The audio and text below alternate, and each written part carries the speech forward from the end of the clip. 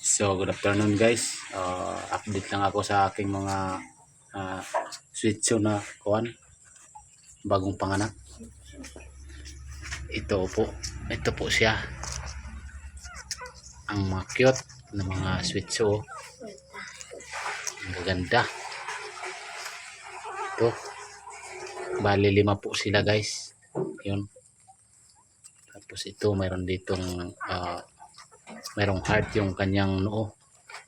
Ito ang unang panganak. Tapos sinundan ito ng itong parang kulay niya ay parang baka. Ito po yung kulay parang baka. Ito. Pagkatapos yung pangatlo itong mayroong puti na kuwan pero brown siya. Yan. Tingnan nyo, ang cute naman nila.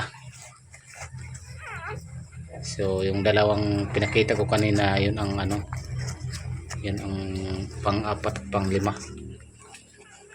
So ito namang kanilang nanay, ang pangalan niya ay si Hinsi.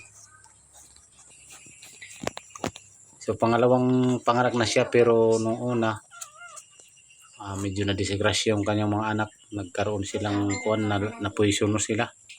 So ngayon itong ingatan ko na ito ngayon.